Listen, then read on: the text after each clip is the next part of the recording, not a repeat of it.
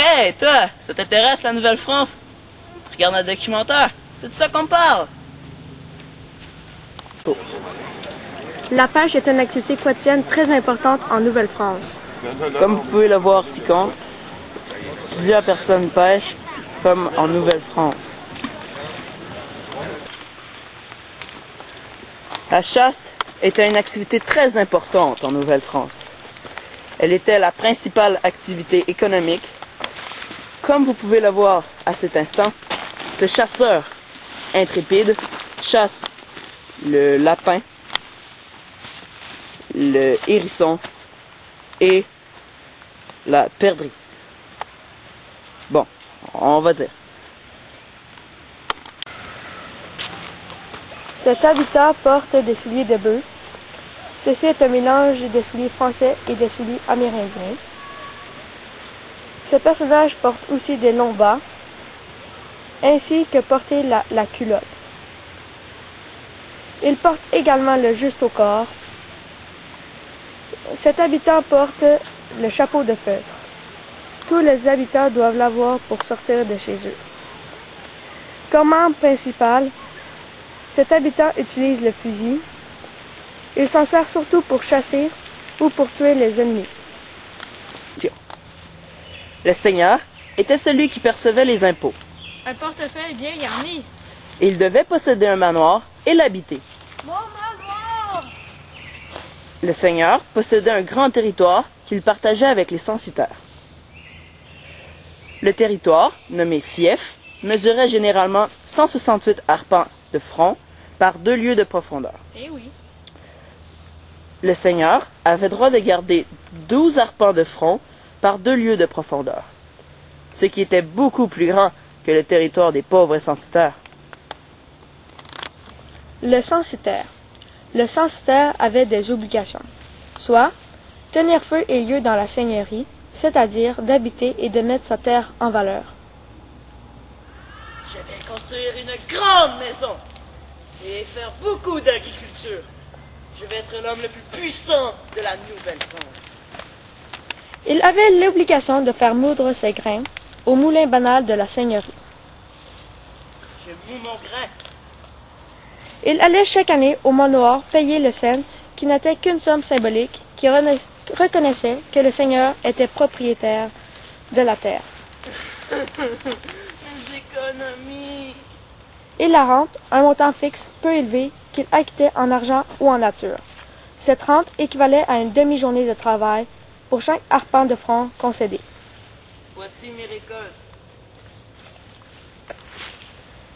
Quand l'État accorde des droits au seigneur et lui impose des devoirs, il s'ensuit que les devoirs envers les censitaires deviennent pour ce dernier des droits. Manoir habité, obtention de terre, usage du moulin à farine, justice de première instance à l'intérieur du fief, aide du seigneur dans les contributions publiques, et à leur tour, les censitaires doivent acquitter les droits qui reviennent au seigneur. Ils sont donc obligés d'aller au manoir acquitter leurs redevances, de produire leurs titres quand ils sont requis de faire. Cet arbre est de trop dans mon terrain. Il m'empêche de construire ma maison. Le défrichement nécessaire de payer les lots et ventes sur une terre qu'ils ont achetée. S'ils ne remplissent pas leurs devoirs, le seigneur peut reprendre les terres qu'il a concédées. Si le manoir n'existe pas ou si le manoir est inhabité, les résidents ont le droit de ne pas respecter leurs obligations. Apparue en France au 9e siècle, la corvée désignait le travail qui devait être fourni gratuitement à un seigneur. Appliquée en Nouvelle-France dans le contexte du régime seigneurial, la corvée était imposée aux censitaires qui devaient fournir au seigneur de 1 à 4 journées de travail par année. La corvée réunissait les hommes valides pour la construction et l'entretien du moulin, des chemins et des clôtures. Le chemin, il n'est pas bien entretenu. Le chemin. Attends. Attention, je vais tasser cette roche. Hé, ce morceau de bois. La corvée est devenue une coutume qui, lors de catastrophes, rallie un grand nombre de bénévoles pour aider ceux qui ont été frappés par le malheur. Les moyens de transport. Les moyens de transport en Nouvelle-France sont assez restreints. Ils se limitent aux canaux, aux chevaux, qui sont assez rares, et aux bateaux. Les calèches sont aussi utilisées.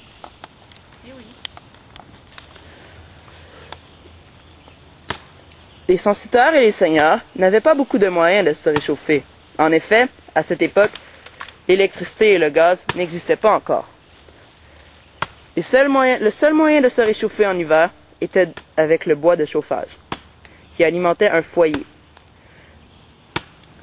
À ce que vous pouvez voir, le censiteur ici présent n'a pas une hache très utile, puisqu'il a construit lui-même son outil, comme une grande partie des censiteurs.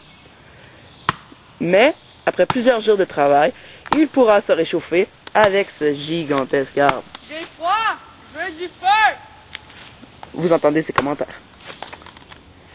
Monsieur le censitaire, puis-je avoir un commentaire, s'il vous plaît? Non, attention, il y a des Iroquois dans le coin. C'est nos ennemis jurés. Où sont-ils? Mais je ne vois rien. Aïe aïe. Il est mort. Sauvons-nous.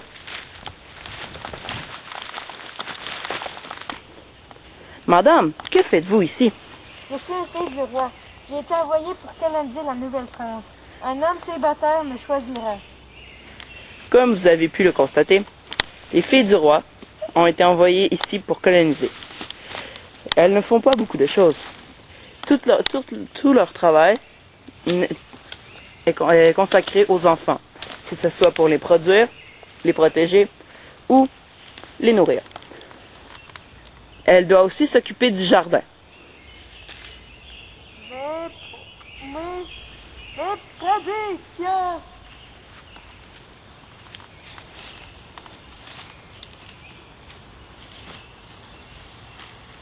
Une carotte?